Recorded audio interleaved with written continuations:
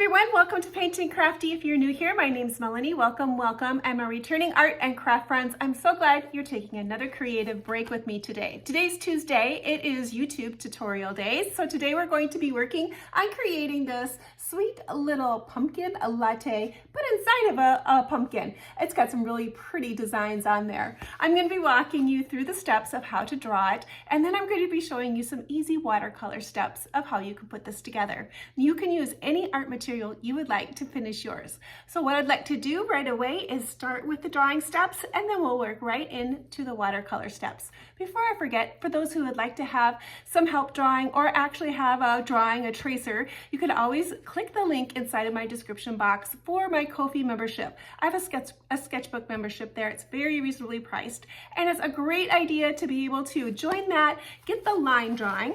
That's what this is, the line drawing.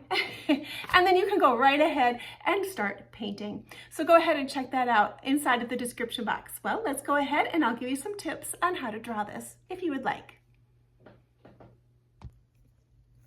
When I draw my pieces, I use just a regular old number 2 mechanical pencil is what I use when I'm drawing my watercolor pieces. When I start out, I want to take a look to see how much room I need at the bottom to be able to do some sort of banner, to be able to put some greenery in there. It's going to help me decide where I want to put my pumpkin shape. So I'm going to start with that big pumpkin shape. I also want to keep in mind how much room I have at the top for my whipped cream. That'll help decide how big and tall you want your pumpkin. Once you decide where you want your pumpkin, go ahead and do a rough sketch, kind of like a beach ball shape is what you're going for. Now this one, the center one, we're going to see the top part. It's going to come up at here like a upside down U shape like that. It's going to come out a little ways on the side, like so, but then you're going to start bringing it in as you come down to the bottom. So that is where you're going to bring your pumpkin shape in. Let's see if I can get my pen to come back out here. So you're going to be coming down to the bottom like there. Now your next shape you're going to be doing is this one here. So I'm going to start just a little lower on my pumpkin shape, and I'm going to come out, and this is going to be a half of a slice. If you think of it like an orange slice, I'm going to come around, and I'm going to be a little bit shorter here than this one, and then touch. There we go. And to make my last one, I'm going to follow where my circle is here. I'm going to come out. This one's going to be thinner than this one. So I want to come around and then touch. It's going to come up just a little higher on that side. Now we're going to go over on this side and do the same thing. So we're going to come up, come around, make that little shape, come around, have that little divot up. We're going to come off to the side here, come around, and then touch. And that's how you're going to basically build your pumpkin shape. Oh, my camera's sliding. Get you in the frame again. Now we have our pumpkin shape. Now the next little shape we're going to be working on is this little whipped cream at the top. Now it looks kind of fun to have this little bit of a whippy-do at the top. Whippy-do, that's a technical term. And the way you can kind of do your whippy-do, if I do my top of my paper is here, as I'm going to go to the center of my pumpkin and just curl my line around of where I want or how I would like to have that whipped cream kind of come around. Once that's my center point, then I can come off to my side and make my little loops of where my whipped cream is coming off of the side of my pumpkin. So this gives me an idea of where I'm heading. We're going to come up here, and then depending on how big of a loop you want, perhaps maybe you want to come here and touch, and then you're going to come back down and you're going to make your little lines come across. So that is how you're going to kind of decide. It's a little bit of a help to decide of how big of a whipped cream dollop you would like to have at the top. Now there's a little sparkly straw that's coming off to the side there, and I just basically came and did a sideways smile here in the side of my dollop of whipped cream, and then put my straw at an angle coming off to the side. Then at the top, you're going to draw an oval shape. That's going to be the opening of your straw. Then you can decide, do you want some candy cane type of stripes? If you do, those just come off to the side when you're doing your striping on there. So that is that part. Now you can decorate your pumpkin any way you like. I have some hearts and some festive looking there, a little bit of rickrack that comes in there. Sky's the limit on what you would like to add for decorations inside of yours. Now I do have a little bit of a bittersweet vine here for some bittersweet. And then down here I have branches of oak leaves and then just some random color leaves, and those I just drop in. There are some little stars as well, kind of a little rusty look. I can show you quickly of how to draw an oak leaf and how I drew my bittersweet. So to do the bittersweet, I had it all basically kind of facing a different direction. It looks good if you can have your stems going a variety of directions so they're not all facing the same way. That'll just give you some interest in your painting. And at the end of the stem, you would do a longer shape upside down U, and then you're going to come across and touch there, and then come across this way. If you kind of think like a tulip shape. And then in the middle would be the orange part of the bittersweet, and this is the cap of that bittersweet where it's coming open. And that's how you do the bittersweet.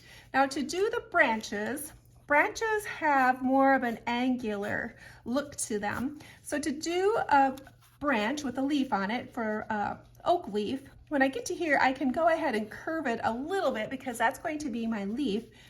I'm going to come here like with a V shape like that. And then I'm going to do little fingers off to the side, and when I end my oak leaf, I want one finger to be pointing straight up, and then I can curve it back and forth to create more fingers and then connect it. And that's how I'm going to be making my oak leaves, is how I'm going to do that. Now to do the vines up here, you're going to want to hold your pencil back just a little way so you have a little bit more looseness. You're going to come around and vine it around. So you're going to do more curvy lines. Where before we were doing more angular lines for our branches, up here for vine work, it's going to be curvy. And that you can create better if your hand is a little bit farther back.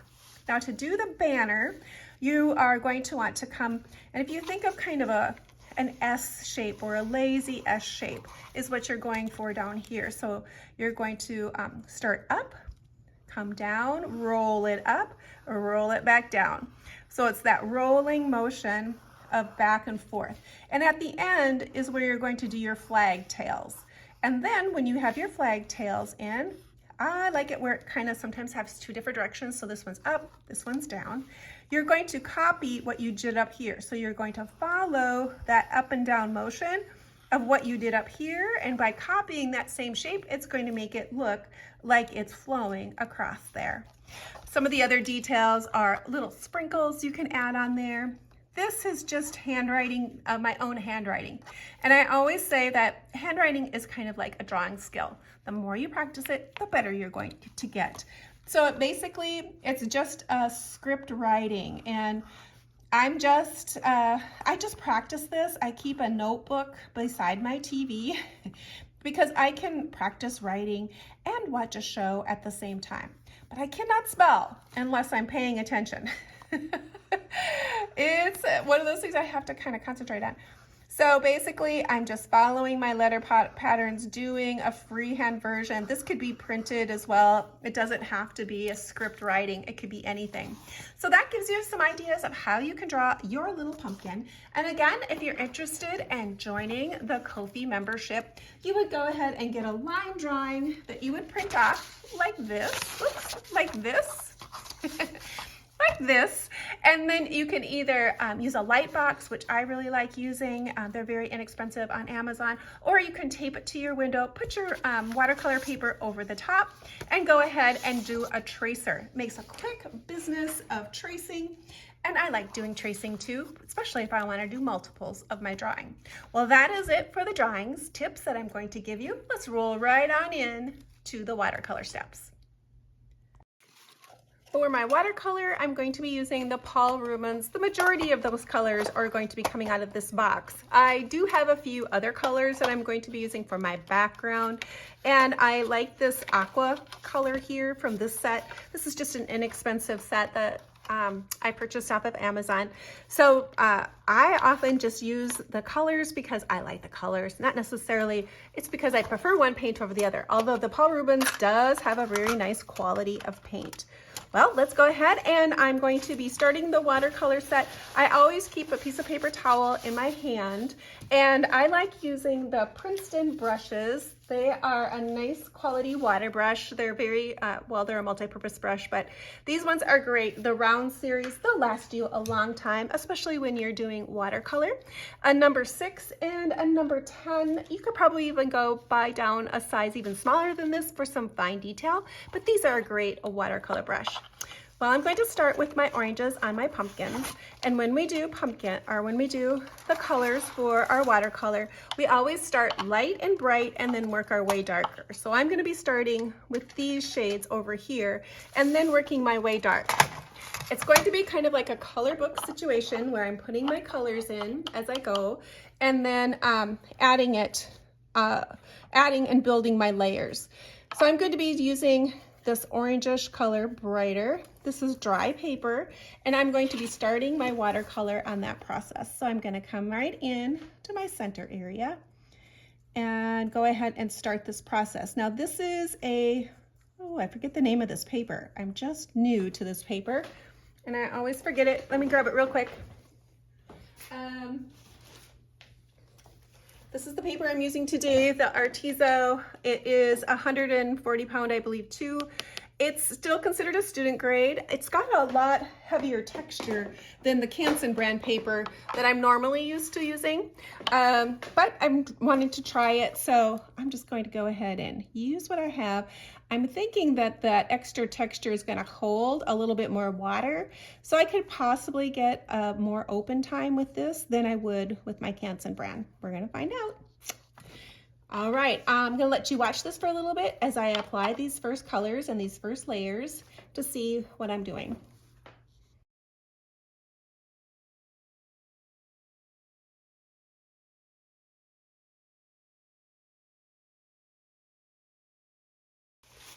This is still wet. I'm thinking I'm going to be doing a very light shade of orange in that center. So I'm going to pick up a little bit of this peachy color here, and I'm going to lay that into the center detail parts.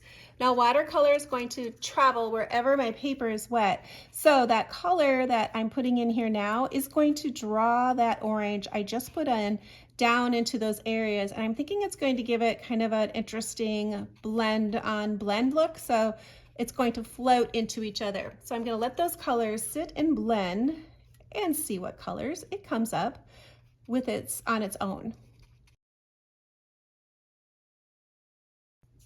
I'm going to take a little bit of that peach color and wrap it into my whipped cream. I want to make sure I leave some white areas in my whipped cream and not have it full coverage because I want a little bit of that white from the paper.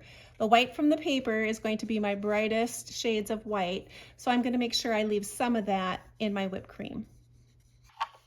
Now to do my oak leaves, I'm going to take a little bit of clear water and I'm going to put it into my space. Now watercolor is going to flow wherever the paper is wet, so I'm going to try to kind of keep it into that general area. I'm okay if it goes out just a little bit, but I want to have a wet paper, and then I'm going to be picking up some colors and just tapping them in to my leaves and allow the paint just to kind of flow into each other and see what I come up with.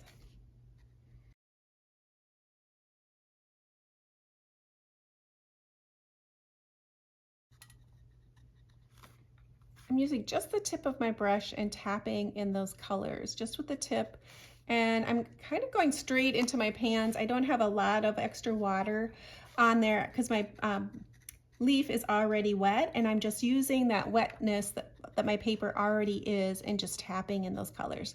So I'm still noticing my paper is still wet at the top, so it is holding the color or holding the water wet a little bit more than what I'm normally used to when I do my other paintings on my Canson brand. So that's just something I'm gonna have to work with. I won't be able to paint as quickly as I'm used to. I'm gonna pick up just a little bit of this orange color. It's pretty wet here, it's pretty damp. And I'm going to use some of this inside of my bittersweet areas. And I'm going to just tap that in there And then I'm going to go back in and add the pod color that I want on the outside of my pods while my orange is still wet. And I'm going to be choosing kind of a darkish brown color to go on the outside. And I'm going to tap that on there. And that's just going to, because my centers are still wet and I'm putting on this wet color, there's a good chance that those colors will blend together. All right, these are some berries that I added on there. So maybe this time I will take a little bit of this purple and a little bit of my red and come up with a different kind of color for these berries. I love this purplish red color for a fall color. So let's add a little bit of that color in there this time. Okay, to do some of these other leaves, I want really kind of an earthy color green. So I'm going to use a shade of green here, but I want to dull it down a little bit. I don't want it that bright color of green. So to dull it or to make it a less color, I'm going to take a little bit of this red brown and add it into there. Because red is the complementary color to green, it's going to dull it. So you see how it kind of neutralized my color and made it more of an earth green? That's the color I'm going to be using on my leaves back here.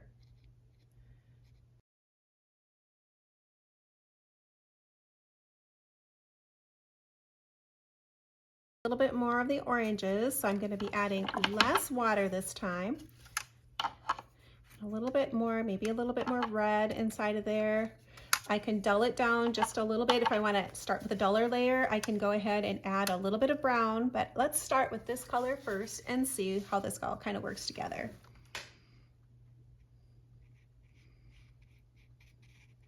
You want to make sure you're creating some contrast in your work. So if everything's the same tone or the same color, it doesn't give it very much interest to look at. So you need to change up some of your colors.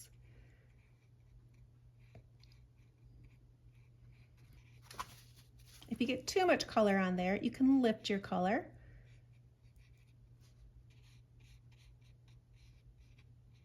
And I don't want to cover up everything I already have on there because those are going to be my highlights.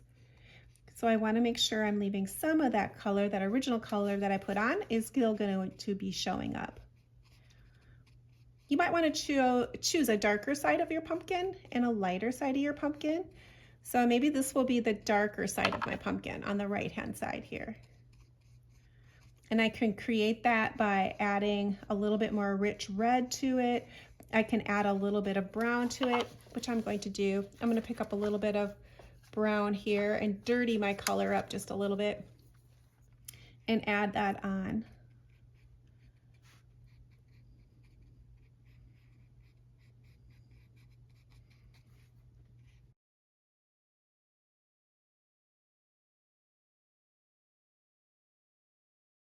Now, if you start losing some of your shapes in there, you can pick up a little bit more of your lighter color and then come back in and reshape your little hearts here. I am going to be doing a little pen and ink work, so I'm going to have an opportunity to re-strengthen my shapes.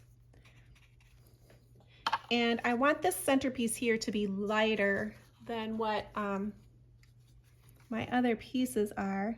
But I still need to add a little bit more color with it because it was getting too flat. The same with these little shapes here. I'm going to be adding some pen work to this, so I will be strengthening those shapes, but I do want to add a little bit more definition with my watercolor.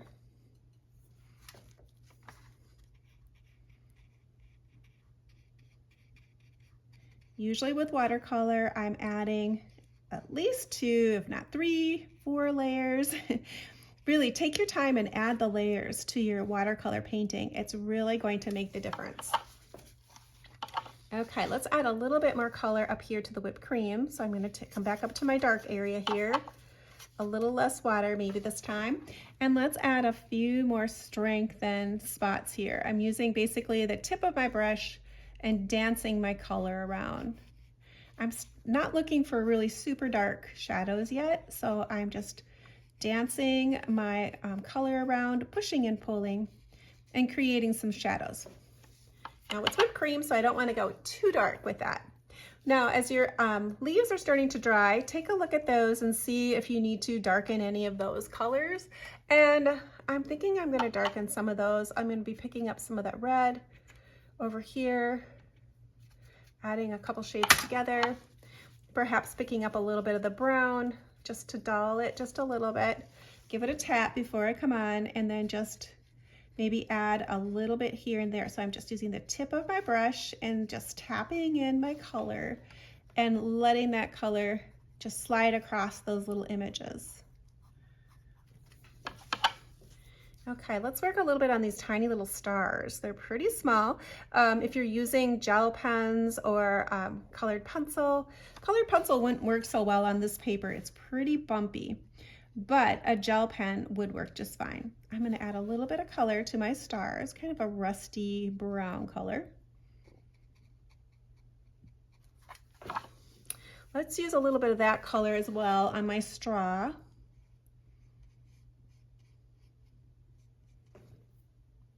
And of course that center is going to be darker, so I'm going to want to darken up that color. And my stripes are going to have different colors too, so perhaps this is going to be the darkest one, then dark, and then perhaps dark. You could let that dry a little bit if you don't want your colors to melt all out, but I'm going to see what that looks like. I think I might end up liking that look. So let's go ahead and work a little bit more on this whipped cream. So I'm going to be doing some of these dots on there. So I'm just going to be picking up a variety of those oranges and the colors that I might have. I'm not going to have a lot of water on my brush, and I'm just going to be tapping in some shapes and then just varying up the tones that I use. Now, if your paper's wet, you might want to give it a little bit of time to dry so your flat marks don't get too flat. If it's too wet, your dots and stuff will just kind of flatten and you won't see like a little dot. And what I'm looking for are little sprinkles is what I'm looking for.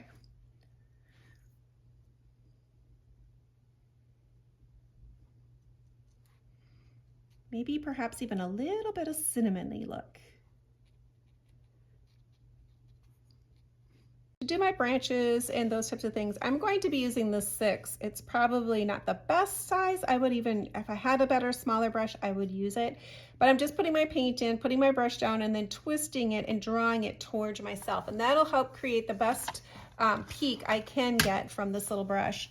And I'm just going to be using the tip of my brush and doing little quick strokes and creating some branches. I'm going to be try to keep where they're more angular, where they're sticks, and where it's going to be more of a vine, I want to create more of a curliness to it. For lack of a better word, I'm going to be trying to create more of a soft line. But you can see how I can get quite a few pulls out of here. Now you might want to fill this in, which I do, and I'm just going to stroke in a few little extra sticks that don't necessarily have anything on that, and just going to fill in my color a little bit down here to have a place for my pumpkin to sit. So I'm just adding a little bit of dark color there. So now here's a vine, so I'm going to just start here at the tip. I'm going to try to get like right above it and then lightly glide my paint across it. Now you could do this with a pen too if you don't feel confident using a brush. Those little curly ones do take a little bit of practice to work on. And you can most certainly turn your paper. So if it feels better to turn it, then turn your paper. And don't struggle with it trying to make those lines in an unnatural manner.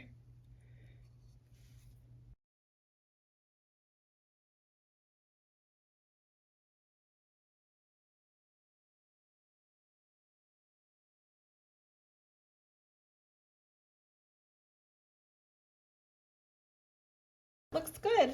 Let's go ahead and switch. Now this is when I'm going to switch my paint palette completely, and I'm going to move down to this one because I want that blue color. I love that combination of that blue and the orange together. I love that color combination. So I'm going to be choosing this aqua kind of blue color. And it's got a lot of white in this color. Let's see. but it's going to work great for this. So I'm going to do my banner in that blue color.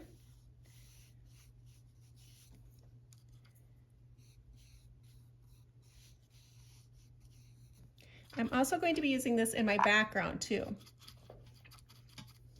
So when I'm doing my background, I can get kind of close, but my paint hasn't had very much time to dry. So I want to just kind of scoot quickly and go around my areas. Now, if you want to have a better chance of none of your color not running together or wiping out, go ahead and dry your work before you were to do this, and that'll just give you a little bit more open time in your background so you're not blending your colors together. But because of the video, because we're doing a video, I need to kind of quickly go. But if I had my choice, I would give this a dry with my hair dryer, most likely, and give that time a little bit of time to set up. I'm going to be finishing my piece with using some microns. Today I have a reddish rust micron pen that I wanted to try. I'm going to be using the black and the 01, and then I have some of these gel pens that I believe I got at Walmart. Gel pens are fun. You just need to keep in mind that they do take a little bit longer to dry than what your regular marker does, so make sure you don't get your hand inside of there. Now the reason why I wanted to use this one, the majority of it, is because I wanted a little bit softer look than what a black would provide. So if you can find these markers in a sepia tone, I would definitely try a sepia tone, and I would buy one. This is a permanent marker. Microns have a permanent ink. Once they're dry, they're permanent and they won't slide around. So you can even add a little bit of watercolor over the top of these at the end if you would like to even add a little bit more detail. So you can see how the difference would be versus using a black pen. It's just a little bit softer look. I'm still going to be doing more of my sketchy look that I like to do for my work. I like to have more of a hand-drawn look, so I'm okay with just creating some creative line work and not necessarily copying over exactly what I just did. And again, I'll probably go ahead and speed this up so you can see what I'm doing and watch, but not have such a long video.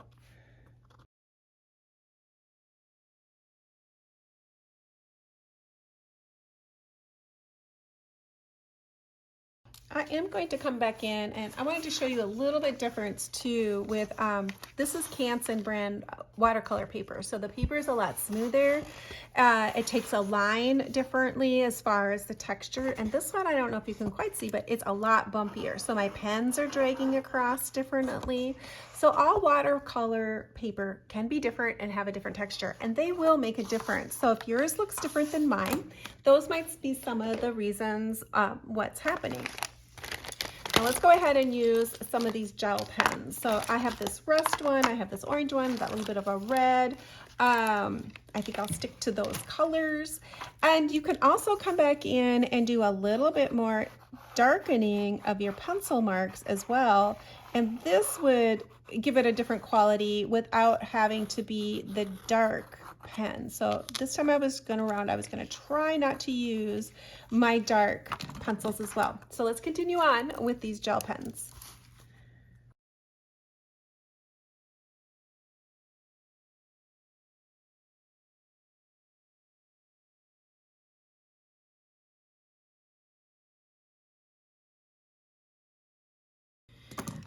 Okay, let's go ahead and sign my work. Let's see, maybe I will do it right here. I like signing in pencil.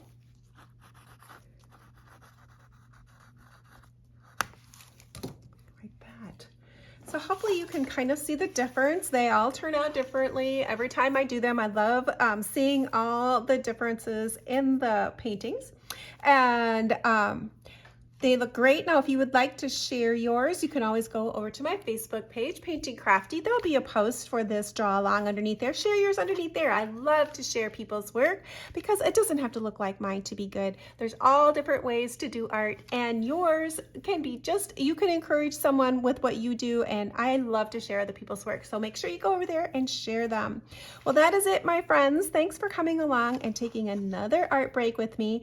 And hopefully when you come back next time, you'll create right along with me. Bye now.